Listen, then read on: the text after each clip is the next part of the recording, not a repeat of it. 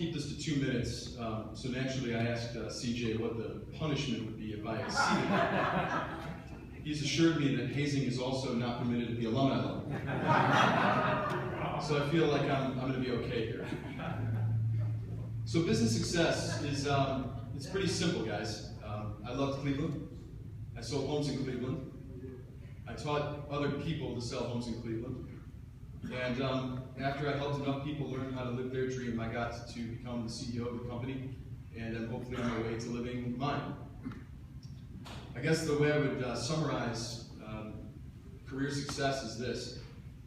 Well done, thou good and faithful servant. Thou hast been faithful over a few things, and I shall make thee ruler over many things. Most of you who have been on the executive board have heard that spoken to you, and it bears true as well once you become a professional.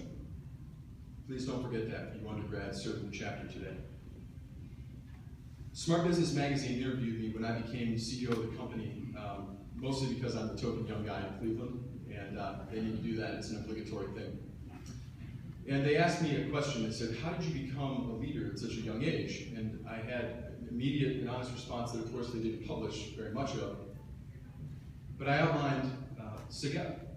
And so it was all about what I learned as an undergraduate here in SIGEP. And they put that in there, and so we got about a sentence, but I wanted to elaborate on that more specifically tonight. I became a leader a long time ago, and it began with Dennis Capps. Dennis pulled my arm out of my socket, actually, I think, at a career fair. CJ adequately mentioned I was actually trying to go to the Greek event to decline joining a fraternity. I was a legacy for Sigma Chi, and I couldn't bear the thought of spending more than 3 minutes with them. Oh, sorry. I couldn't have insulted anyone here, right?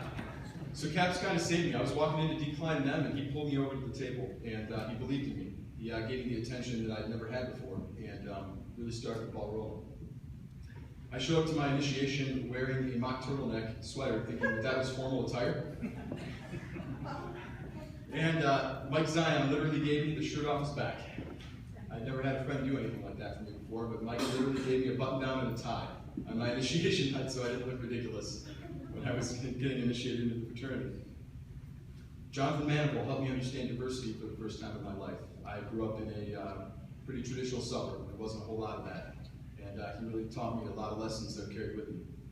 Nengi Krukerbro, our VP recruitment, resigned from the exec board because he didn't believe he was the best candidate anymore. He couldn't do the job as well as he should have. He walked into my room at the house, put the binder down, and said, "It's your turn."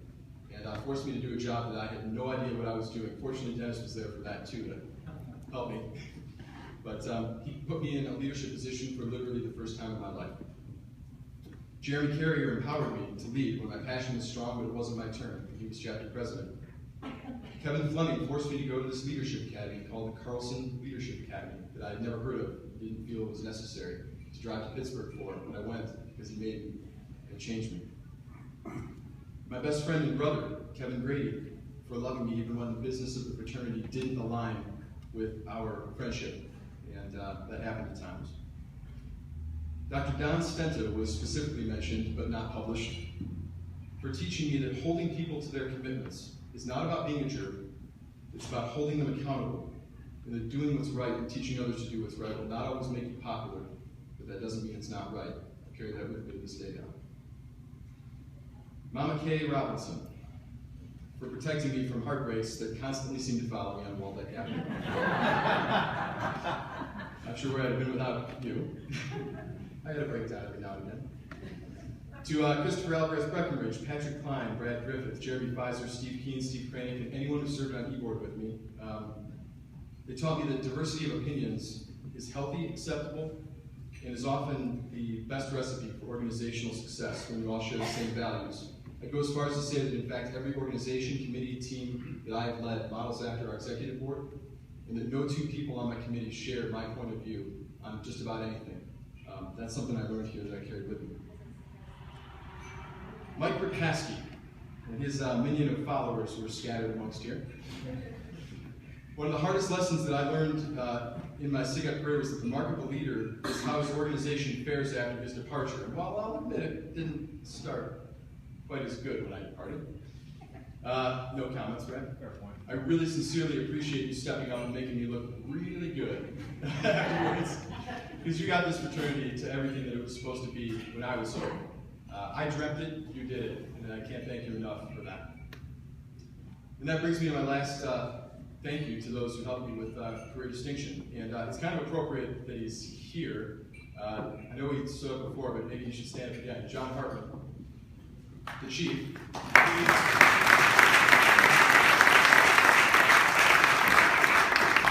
Many of you may know that one of John's many claims to fame is the Ruck Leadership Institute, and that has shaped me for the rest of my life more than anything I did as an undergraduate at SIGEP. Never in my life did I ever learn, grown, and experience as much as I did at Ruck. My life has been forever changed for the better, and therefore the lives of hundreds of thousands of people have as well, thanks to all John's hard work at the Ruck Leadership Institute.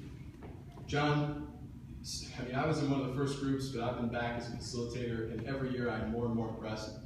We have definitely fulfilled the mission of teaching the few to impact the many, and I'm always proud to have gone there, and that has been the biggest impact on my life as an alumnus. So thank you very much for doing that for us, John.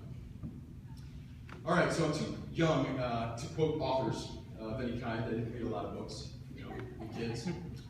So I'm just going to quote Spider-Man's grandfather. So with great power comes great responsibility. So I'd like to make a pledge today for my wife Jenny and I, and our families, the Ohio Gamma SIGEPs.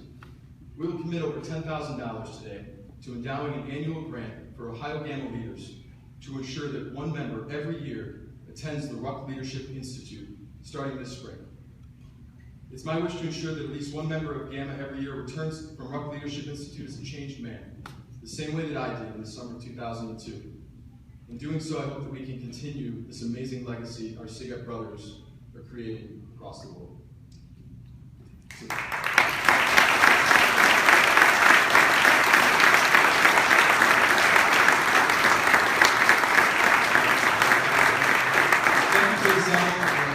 thank you for this platform to speak on. I was only over by a minute, so keep the paddle to yourself. And God bless our dear old fraternity.